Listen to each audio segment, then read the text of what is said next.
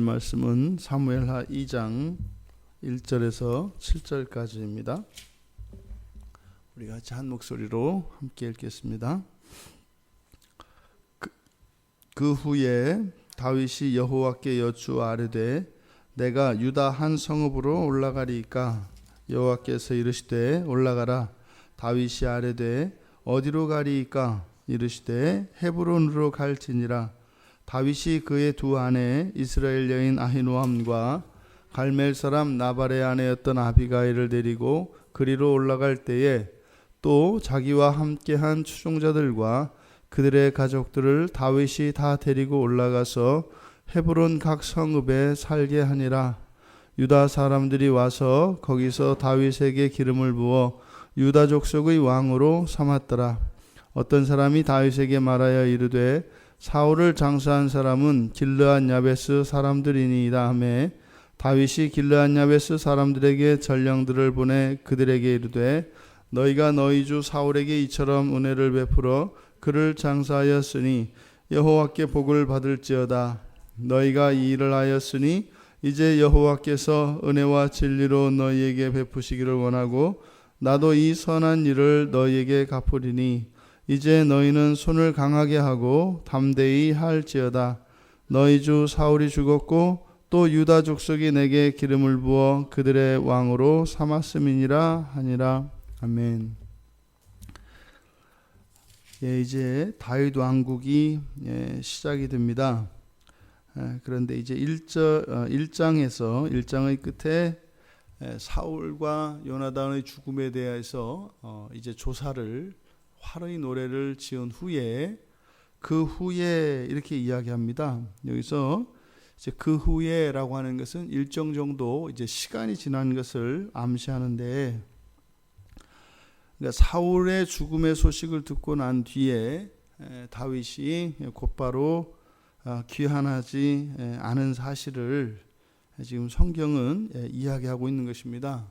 그 사이에 다윗은 고민이 있었던 것 같아요. 이제 사울이 죽었고 이스라엘의 왕이 없기 때문에 자신이 기름 부음을 받았으니까 이제 돌아가야 하는 것은 맞겠습니다만 다윗의 마음속에 선뜻 그렇게 돌아갈 수 없는 여러 가지 이유가 있었던 것 같습니다. 그런데 지금 다윗이 그 후에 다윗이 여호와께 여쭈었다 이렇게 이야기를 하거든요. 사울이 죽게 된 이유에 대해서 역대상 10장에 가면은 사울이 왜 그렇게 전쟁터에서 죽었는지 그 이유를 쭉 열거합니다.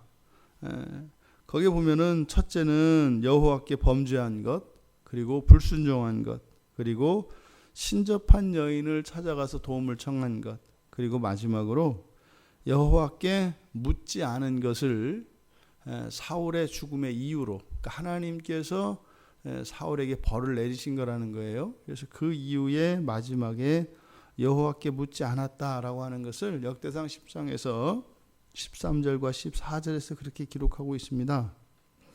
지금 바로 앞에서 바로 1장 끝에서 이제 사울의 죽음에 대한 이야기가 끝이 났는데 바로 거기에 이제 사울과 다윗을 대조시키고 있는 겁니다. 실제로 지금 다윗은 명분도 있었고 또 이때 당시에 다윗은 상당한 세력을 갖추고 있었던 것을 우리가 알 수 있습니다. 왜냐하면 이때 사울을 떠나서 다윗에게로 오는 장수들이 이제 많았습니다. 심지어는 사울의 지파인 베냐민 지파에 속한 장수들조차도 다윗을 따라서 다윗을 추종하고자 따라오는 사람들이 이제 많았습니다. 그러니까 지금 사실 이때 당시에 다윗의 상황은 사울의 죽음에 대한 소식을 들었을 때 바로 돌아가기에 부족함이 없었다 이 말입니다.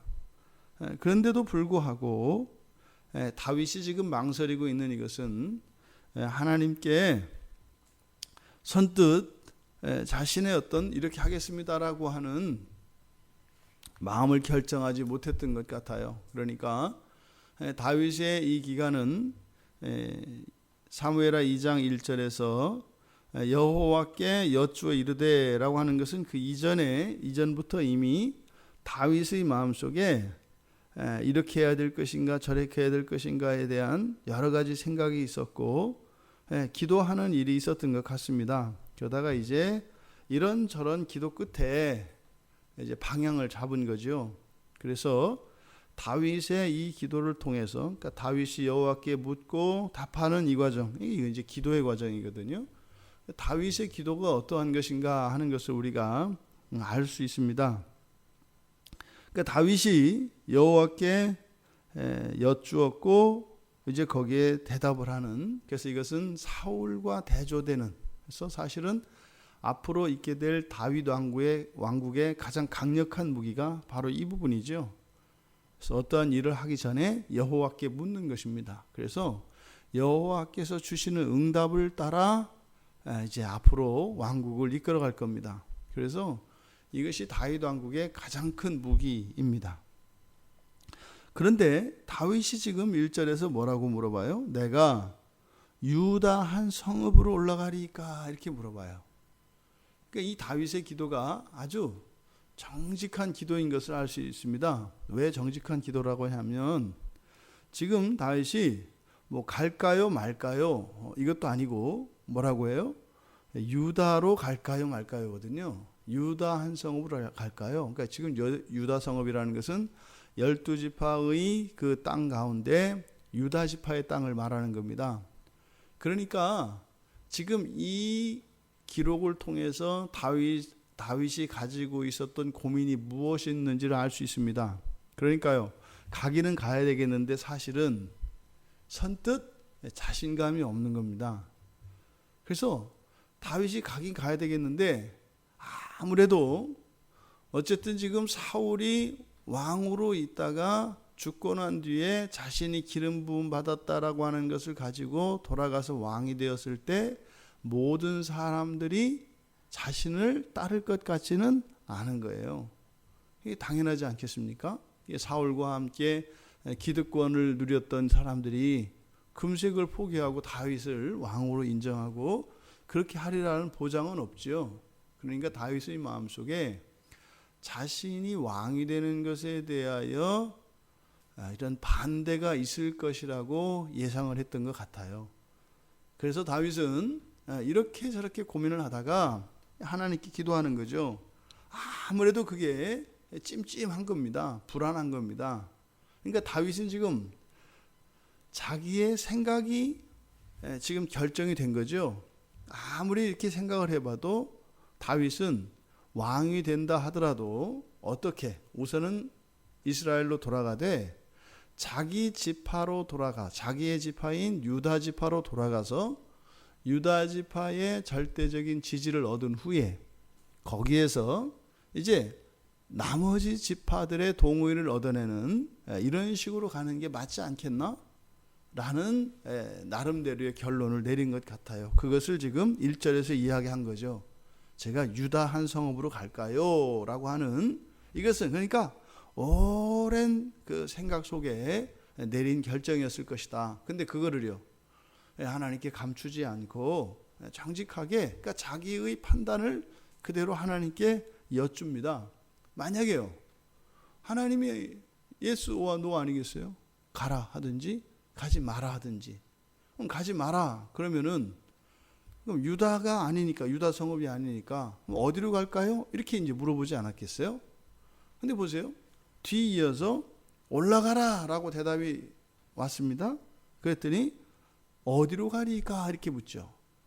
그러니까 여호와께서 가라고 하시든 가지 말라고 하시든 사실은 지금 다윗이 물어볼 마지막 기도는 뭐예요? 구체적으로 어디요? 이것이거든요. 근데 그냥 앞에서 유다로 갈까요? 이렇게 물어볼 필요 없이 그냥 어디로 갈까요? 이렇게 하면 어디로 가라 이렇게 하면 되는 거 아니에요? 그런데 다윗은 먼저 자기의 생각을 하나님께 여쭌단 말이에요.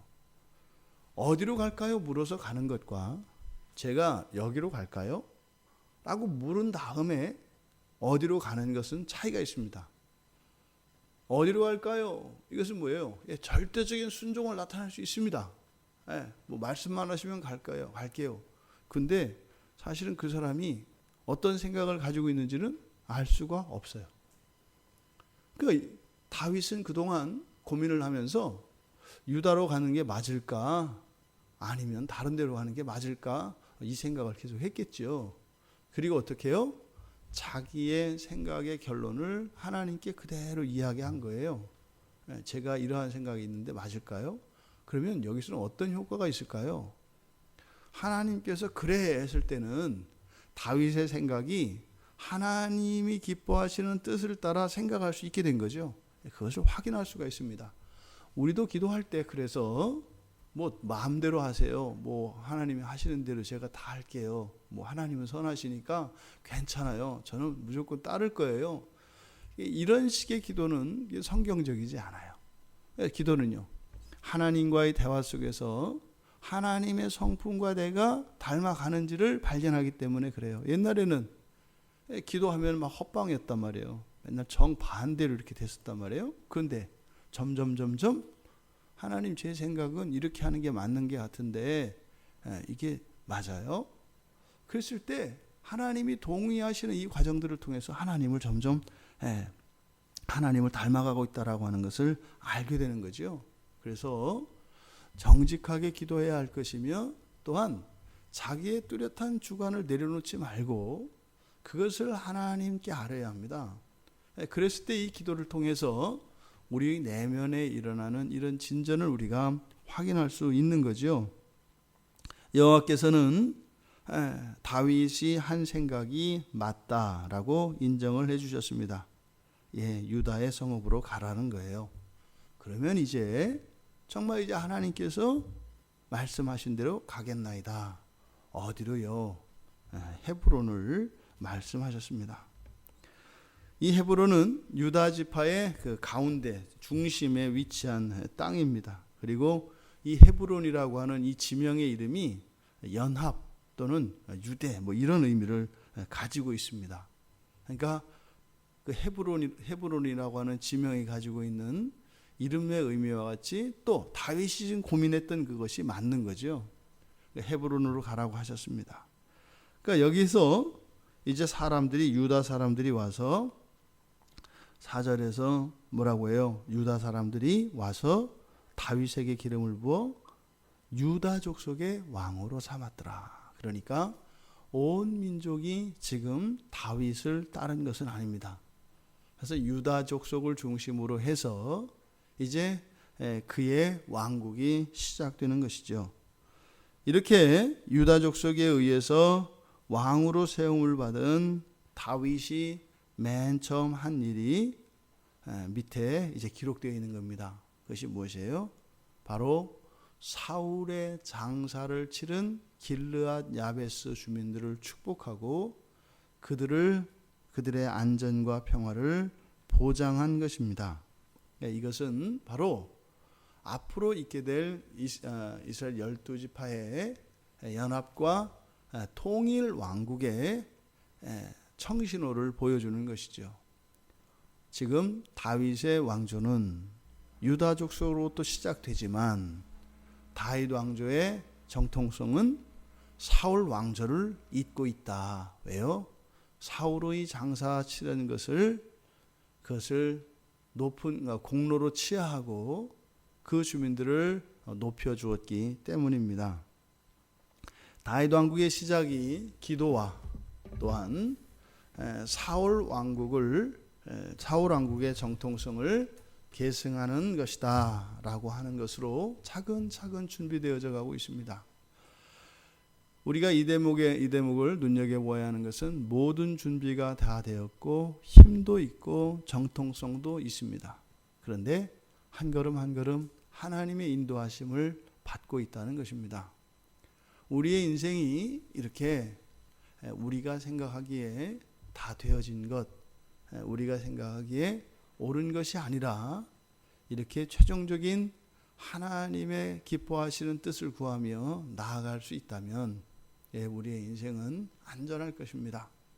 오늘 하루 또한 우리들의 삶 속에 하나님의 선하신 인도하심이 우리들에게 확인되어지고 또 그 길을 믿음을 따라 살아갈 수 있는 우리 모두가 되기를 주님의 이름으로 축원합니다. 하나님, 한 걸음 한 걸음 하나님의 뜻을 구하며 나아가는 다윗 왕국의 시작을 보고 있습니다. 저희들의 온 인생이 하나님의 인도하심을 따라 그렇게 견고하게 세워지기를 원합니다. 오늘 하루도 하나님의 기뻐하시는 뜻을 따라 살아가는 복된 날 되게 하여 주시옵소서. 예수님의 이름으로 기도드리옵나이다. 아멘.